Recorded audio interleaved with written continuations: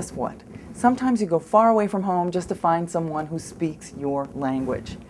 Linda Garcia and Homero Lopez are devoting themselves as higher education consultants to the Learning Studio.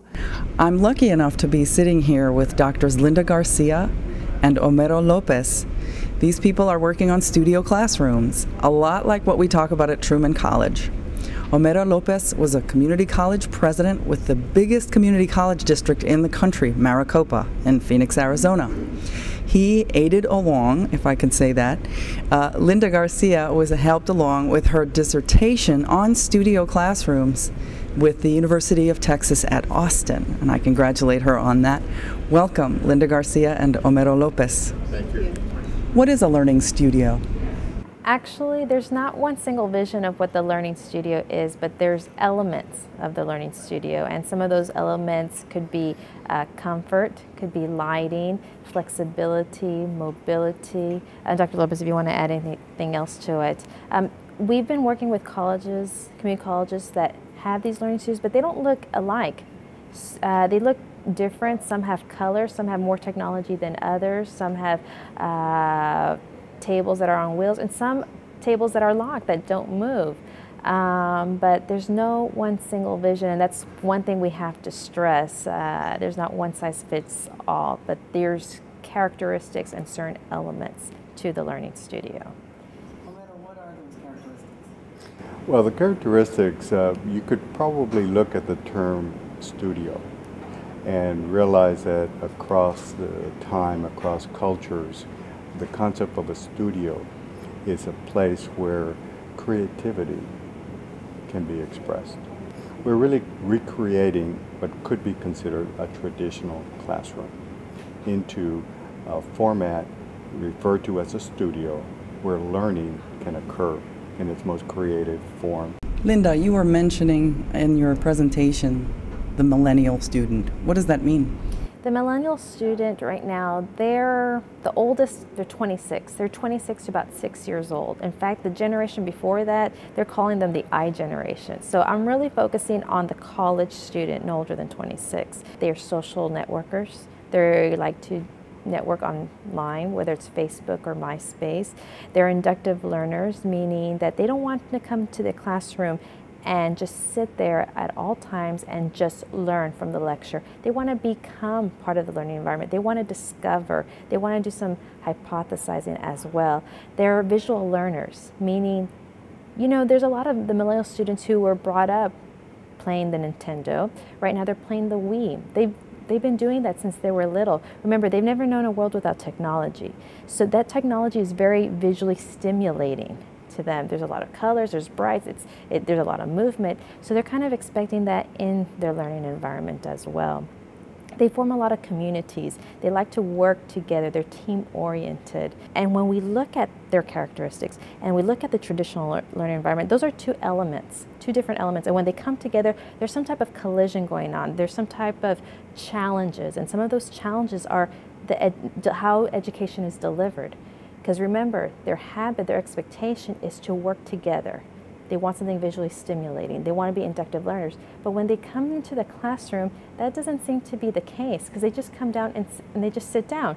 And the furniture that's in the traditional classroom sends out cues. And that cue is, okay, I'm not going to participate in my learning environment. I'm just going to sit there. I'm probably fall asleep. You know what? I want to get in and out of the classroom.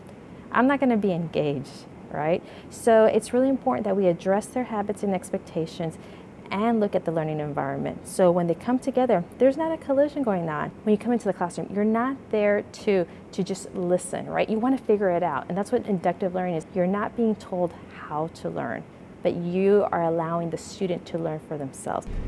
Could both of you address the idea of engagement relating to teaching strategies, learning environments?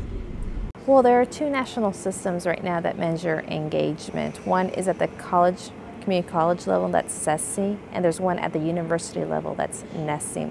Now, they defined engagement by 5 benchmarks, and we use those benchmarks to do assessment in the Learning Studio.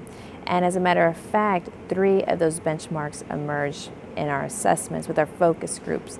And they were active collaborative learning, student-faculty interaction, and academic supportive environment.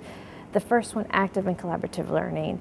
The students describe the Learning Studio as a classroom with a purpose. The way it's designed, the way it's laid out, it's not your traditional learning environment. In the Learning Studio, they're going to be sitting in groups. There's technology. Where's the front of the classroom? I don't know where it is. In the learning environment, they said, wow, it's going to be different. You know what? I think I'm going to be able, I can talk and probably not even get in trouble. I'm going to be I'm going to be moving around.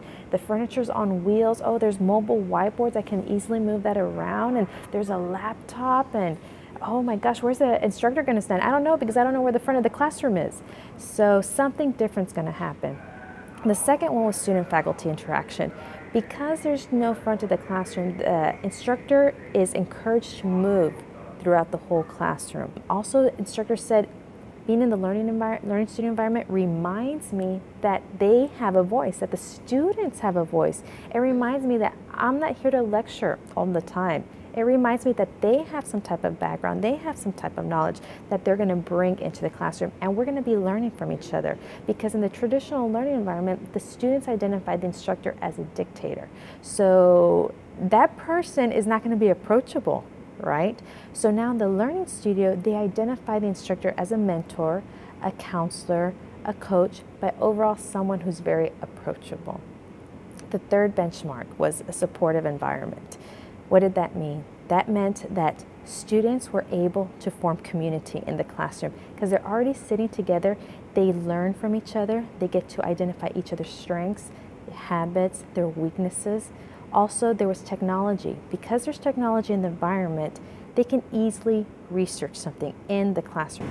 And if you don't pay attention to those changes in your population, you're definitely going to have what Linda refers to as a collision. And the best representation of that is a traditional classroom. Well, it's time to head back to Chicago. The SCUP conference has been tremendously productive. The people that I've met, their insights, their input, the collective experience of what these people have shared with me is just invaluable. But you know, the one thing that really comes to mind is that Truman College was on the right path. I mean, we're doing the right thing. We're doing it. We're doing everything these people are talking about. So let's just keep doing it, right? Let's go.